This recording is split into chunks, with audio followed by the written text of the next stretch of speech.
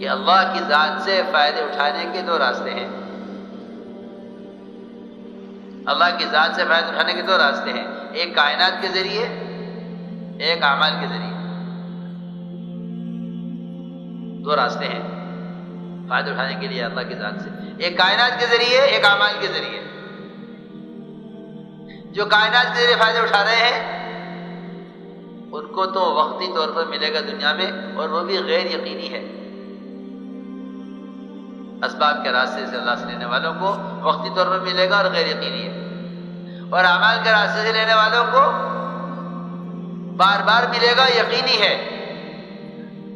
اور دنیا میں ملے گا، آخرت میں ملے گا. یہ اللہ تعالیٰ کا دستور ہے، من کان یرید حرث الآخرۃ نزد بحرثہ ومن کان یرید حرث الدنیا نؤتیہ منہا وما له فی الآخرۃ من نصیب. کہ اللہ کا دستور یہ ہے کہ جو آخرت میں چاہیں گے آخرت والے اعمال کے ذریعے ان کو دنیا میں بھی دیں گے، آخرت میں بھی دیں گے. اور جو دنیا میں چاہیں گے اعمال کے بغیر ہم ان کو دنیا میں دیں گے، آخرت میں کوئی حصہ نہیں ہوگا. سمجھنا چاہیے، اس کو سمجھنا چاہیے بہت دھیان سے. یہ دو راستے ہیں قدرت سے فائدہ اٹھانے کے، ایک احکام کے ذریعے، ایک اسباب کے ذریعے. اگر اسباب کے ذریعے فائدہ اٹھاتے ہیں اللہ تعالیٰ ان کو اسباب میں دے کر دنیا میں دے کر نمٹا دیں گے، اور ان کو اسباب میں دیں گے. اور غیر یقینی ہے، بھینس نے آج دودھ نہیں دیا، آج بھینس نے دودھ، سنو، آج بھینس نے دودھ نہیں دیا. کیوں کہ نہیں دیا؟ اللہ کا حکم. آج بھینس نے دودھ نہیں دیا، آج بھینس نے دودھ دے دیا ہے، اب اس وقت دودھ دے دیا ہے، اب دوبارہ دودھ نہیں ملے گا، اب شام کو ملے گا. سنو، یہ ہے اسباب. حضور اکرم صلی اللہ علیہ وسلم نے اپنے صحابہ کے یقین کو اس سے ہٹایا کہ نہیں، بھینس دودھ دینے کا ذریعہ ہو سکتی ہے، دودھ لینے کا ذریعہ نہیں ہو سکتی. میری بات ذرا توجہ چاہتی ہے، مجھے کہنا نہیں آتا. بھینس دودھ دینے کا ذریعہ ہو سکتی ہے، لیکن بھینس دودھ لینے کا ذریعہ نہیں ہے. اگر تمہارے نزدیک بھینس اللہ سے دودھ لینے کا ذریعہ ہے پھر تو کبھی ملے گا، کبھی نہیں ملے گا. جب ملے گا ایک وقت ملے گا، دوسرے وقت میں نہیں ملے گا. بھینس دودھ دے چکی ہے، کیوں دے گی؟ میں کچھ کہنا چاہتا ہوں. حضور اکرم صلی اللہ علیہ وسلم نے جو اندر کا باطل یقین کو توڑا ہے، اسے توڑ کر صحابہ کو جو ایمان سکھلایا تھا وہ یہ تھا کہ کائنات کی شکلیں اللہ کی قدرت کا مظہر ہو سکتی ہیں. اس لیے گوبر اور خور کے درمیان سے دودھ کو نکال کر صرف اللہ کا تعارف کرایا ہے کہ تم یہ کر کے دکھاؤ جو ہم کر رہے ہیں. یہ دودھ لینے کا ذریعہ نہیں ہے اللہ سے، یہ تو اللہ تعالیٰ کی قدرت کا تعارف ہے. یہ تو قدرت کا تعارف ہے. من بین فرث ودم لبنا خالصا سائغا للشاربین. یہ تو ہماری صناعی ہے. ہم نے یہ شکلیں بنائی ہیں صرف اس لیے تاکہ تم اس سے ہمیں پہچانو، بس. خدا کی قسم، پوری کائنات اور کائنات کی ساری شکلیں اور سارے ملائکہ اور جو کچھ بھی اللہ کا غیر ہے وہ صرف اللہ کے تعارف کے لیے ہے. جبریل بہت بڑے ہیں کہ ہاں ان کی بڑائی ہمارے تعارف کے لیے ہے کہ ہمارے بنائے ہوئے ہیں. ہر بنے ہوئے سے بنانے والے کو تصور کرنا ایمان ہے. بنے ہوئے کو تصور کرنا اللہ سے دوری کا سبب ہے. اللہ سے دوری کا سبب ہے. اللہ تعالیٰ ملائکہ کا بھی اختیار چھین لیتے ہیں بتانے کے لیے کہ ملائکہ کرنے والے نہیں، ہم کرنے والے. میں نے ایک بات عرض کی ہے کہ جو شکلیں ہیں کائنات کی یہ اللہ کے تعارف کے لیے ہیں، بس. اس سے زیادہ کوئی ان کی حیثیت نہیں ہے. اللہ سے لینے کا ذریعہ نہیں ہے یہ کائنات کی شکلیں کہ زمین سے غلہ اور بھینس سے دودھ اور عورت سے جو ہے دکان سے آمدنی اور زمین سے غلہ نہیں.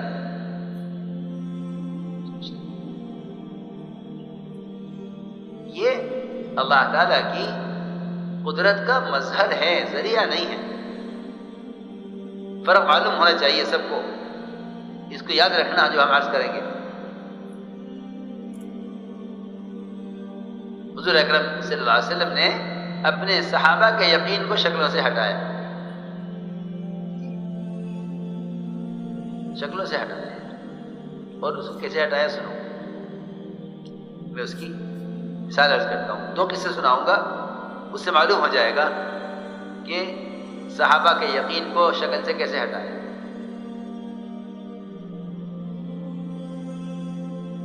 حضور اکرم صلی اللہ علیہ وسلم کا معمول تھا کہ آپ عشاء کی نماز تاخیر سے پڑھتے اپنی مسجد میں.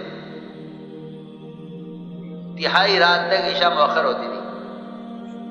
تہائی رات کا مطلب یہ کہ 11، 11:15، 11:30. یہ نہیں کہ وہ 7 بجے عشاء ہو گئی پھر جا کے پڑھ کے گھر میں آدمی کھیل کود میں اور دنیا کی باتوں میں اور اسی میں جب چاہا سو گئے. نہیں، عشاء کے بعد سونے کا وقت ہے نہیں. ہم نے ساتھیوں سے کہا کہ عشاء کے بعد ملاقاتیں کر لیا کرو. تمہیں لوگ ملیں گے ہوٹلوں پہ، بینچوں پر بیٹھے ہوئے دنیا کی باتیں کرتے ہوئے. عشاء کے بعد ملاقاتیں کر لیا کرو. ایک ساتھ بیچارے بیٹھے تھے مشورے میں، وہ کہنے لگے میرے سے عشاء کے بعد تو سونے کا وقت ہے، ملاقاتوں کا وقت نہیں ہے. میں نے کہا نہیں، یہ سونے کا وقت نہیں ہے، یہ ملاقاتوں کا وقت سنت ہے. سونے کا وقت تمہارا ہوگا لیکن سنت یہ ہے، سنت یہ ہے کہ تہائی رات تک عشاء کی نماز مؤخر ہوتی. پھر حضور اکرم صلی اللہ علیہ وسلم عشاء کی نماز کے بعد انصار کے محلے میں جاتے ان سے ملاقات کی. یہ کاشتکار لوگ تھے، ہوتے تھے صبح کو اپنی زمینوں پر ہوتے تھے، رات کو دیر سے آتے تھے. آپ ان کے پاس جاتے عشاء کی نماز کے بعد اور آپ کھڑے کھڑے ان سے باتیں کرتے. روزانہ کا معمول آپ کا، روزانہ کا معمول، یہ نہیں کبھی کبھی ایسا ہو جائے، روزانہ کا معمول.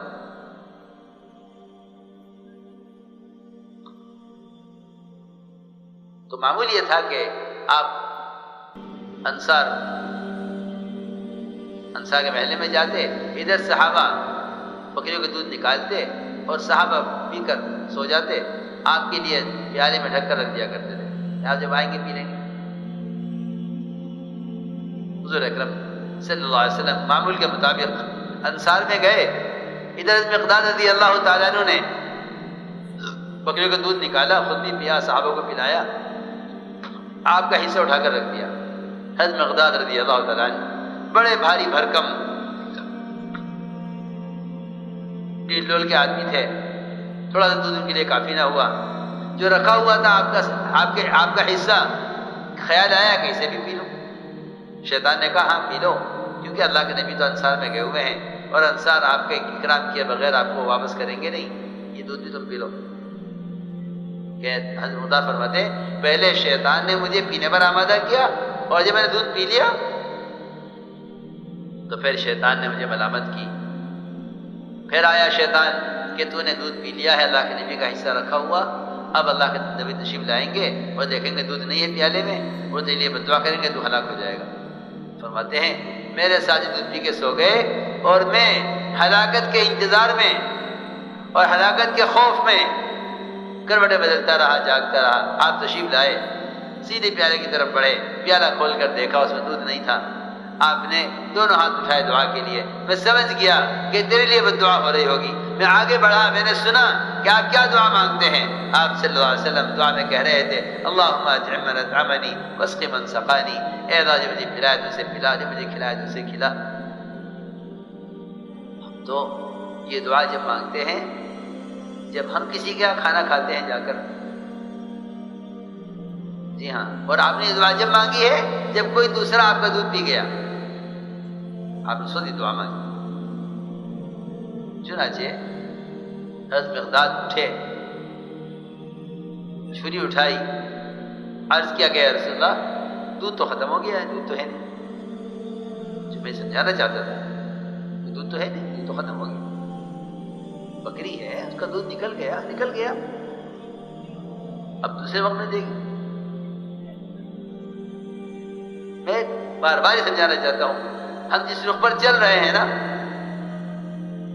ہم نے محض اپنے اللہ کے درمیان ان شکلوں کا ذریعہ بنا لیا ہے اور سمجھتے ہیں کہ کائنات اللہ کا ضابطہ ہے، حالانکہ کائنات اللہ کا ضابطہ نہیں ہے، اللہ کا ضابطہ اللہ کا دین ہے۔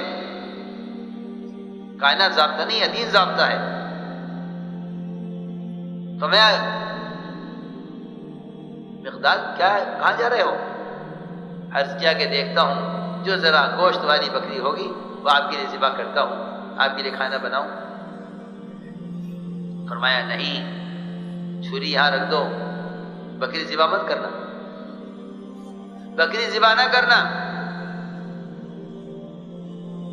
بلکہ دودھ لے آؤ، دودھ تو نکل چکا۔ فرمایا جاؤ دودھ لے آؤ۔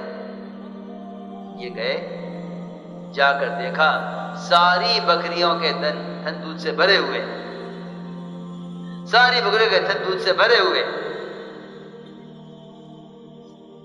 دودھ نکالا اور خوب نکالا اور لے کر آئے، آپ کو پیش کیا، آپ نے پیا، پھر کہتے آپ نے مجھے دیا پیالہ، میں نے پیا، پھر میں نے آپ کو واپس کیا، آپ نے پیا، پھر آپ نے پی کے مجھے واپس کیا، میں نے پیا۔ یہ پیالہ میرا آپ کے درمیان چکر لگاتا رہا۔ آپ نے میں فرمایا اے مقداد، یہ تمہارے ساتھی سب سو رہے ہیں، انہیں اٹھا دو تاکہ یہ بھی دودھ میں سے دودھ پی لیں۔ مجھے عرض کرنا تھا کہ ہم خائے میں کیا کس طرح سمجھاؤں، ظاہری اسباب کو ہی اللہ کی قدرت و نظام سمجھ بیٹھے کہ اللہ کا نظام ہے۔ نہیں، اس کا نظام اور اس کے وعدے اور اس کے خزانے وہ تو اس دنیا کیا ساری کائنات سے اور جتنے اس کے علاوہ عالم ہے اس سب سے بڑھ کر اس کے خزانے ہیں، اور اس کے خزانے فائدہ اٹھانے کے لیے اس کے احکام ہیں۔ اللہ کا عمل پیش کرو، پھر دیکھو تمہارے اسباب کی حیثیت کیا ہے۔ ہم دکان پہ سوچ کر بیٹھتے ہیں کہ اللہ نے مجھے دینے کے لیے دکان دی ہے، اور گاہک آتا ہے تو سمجھتے ہیں اللہ نے مجھے میری آمدنی کرنے کے لیے گاہک کو بھیجا ہے۔ نہیں، خدا کی قسم، گاہک یہ دیکھنے کے لیے آیا ہے کہ اس وقت اذان بھی ہو رہی ہے، گاہک بھی آ گیا ہے۔ تم نماز کے لیے جاتے ہو، نماز سے لینے کا یقین ہے یا گاہک سے لینے کا یقین ہے؟ تم راستے کس کو سمجھتے ہو، گاہک کو یا نماز کو؟ اللہ نماز کو گاہک کو لائیں گے۔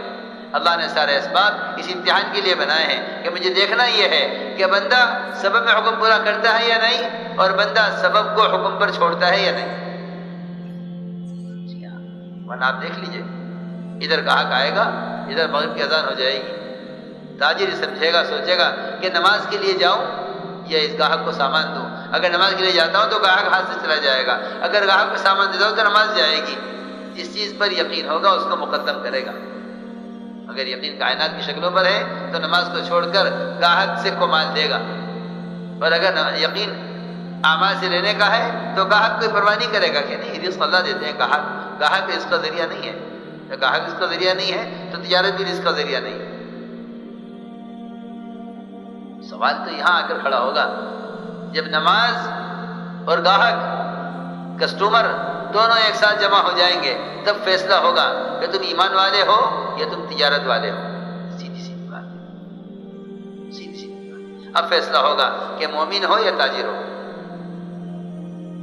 یہ ہے سیدھی بات، بات کو سمجھنا چاہیے۔ بعض کے لیے اسباب چھوڑ دیں، یا اسباب چھوڑ دیں گے یا نماز چھوڑ دیں گے۔ جی ہاں، بعض کے لیے اسباب چھوڑ دیں کہ اسباب کو حکم پر چھوڑ کر اسباب کو حکم پر چھڑوانا چاہتے ہیں۔ اسباب جس وقت گاہک آ کر کھڑا ہوا ہے اس وقت کہتے ہیں کہ نہیں میں نماز کے لیے جا رہا ہوں، مجھے اب گاہک کی پرواہ نہیں۔ اللہ اس پر رزق دیں گے، اللہ اس پر رزق دیں گے۔ یہ نہیں کہ اگر گاہک کو مال نہیں دیتا ہے تو رزق نہیں ملے گا، کہ نہیں رزق اس پر نہیں ملے گا کہ تم گاہک کو مقدم کرو، اس پر ملے گا کہ تم گاہک کو چھوڑ کر عمل کو مقدم کرو۔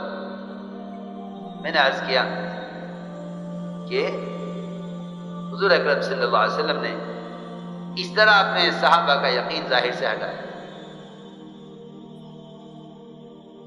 ابوبکر صدیق رضی اللہ تعالیٰ عنہ سفر ہجرت میں نکلے دودھ کی تلاش میں۔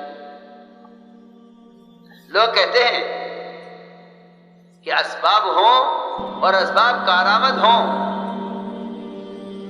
لوگ کہتے ہیں اسباب بھی ہوں، اسباب کارآمد بھی ہوں،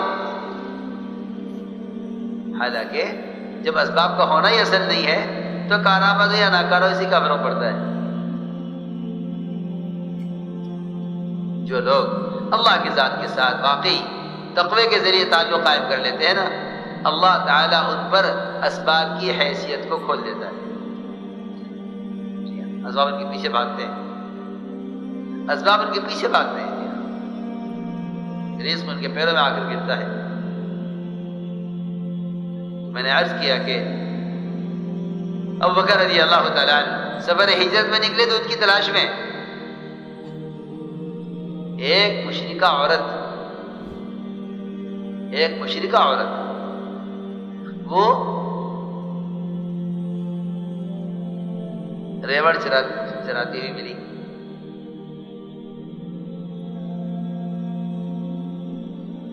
اس سے کہا کہ ہمیں دودھ چاہیے، دودھ چاہیے۔ اس نے کہا، مشرکہ عورت نے، میرے پورے ریوڑ میں سب چھوٹی بچیاں ہیں بکری کی، بکری ایک بھی بکری گیابن نہیں ہے، کسی نے آج تک دودھ نہیں دیا ہے، کوئی دودھ دینے کے قابل نہیں ہے، کوئی بکری گیابن نہیں ہے اب تک میرے ریوڑ میں، اس میں کوئی دودھ کے قابل نہیں۔ تو یہ نہیں جواب دیا کہ بھئی ٹھیک ہے، جب کوئی بکری دودھ دینے کا قابل نہیں ہے تو دودھ کیسے آ جائے گا؟ میری بات توجہ سننی پڑے گی۔ فرمایا دودھ تو اللہ دیں گے، تم بکری لاؤ۔ سمجھایا، دودھ تو اللہ دیں گے، تم بکری لاؤ۔ جو بات آپ نے سمجھائی صحابہ کو، وہ صحابی یہ بات مشرک عورت کو سمجھا رہے ہیں، ابوبکر رضی اللہ تعالیٰ مشرکہ کو سمجھا رہے ہیں کہ دودھ اللہ دیں گے، تم بکری لاؤ۔ مانتا نہیں ہے، میں کہہ رہی میرے ریوڑ میں کوئی بکری دودھ دینے کے قابل اب تک ہوئی نہیں، چھوٹے چھوٹے تھن، کیا کہاں سے دودھ آئے گا؟ جب بکری گیابن نہیں ہوئی، کسی بکری نے بچہ نہیں دیا تو یہ دودھ کہاں سے دے دے گی؟ فرمایا نہیں، دودھ تو اللہ دیتے ہیں، تو بکری لا۔ اس نے جو حکم تھا پورا کر دیا کہ لو یہ ہے کہ جا اپنے گھر سے بڑا برتن لا دودھ کا، جو بڑے سے بڑا برتن تمہارے گھر میں ہو وہ لے آؤ۔ وہ مشرکہ عورت بڑا برتن لے کر آئی۔ ابوبکر رضی اللہ تعالی نے ایسی بکری کے تھنوں سے دودھ نکال کر پیالے کو بھرا جو دودھ دینے کے قابل نہیں ہوئی تھی۔ سمجھایا نا؟ میں ایمان کی تعلیم عرض کر رہا ہوں کہ ایمان کی تعلیم کیسے دی؟ ایمان کی تعلیم یہ تھے وہ اعمال جن اعمال کے ذریعے اللہ کے خزانے سے تعلق قائم ہو گیا تھا۔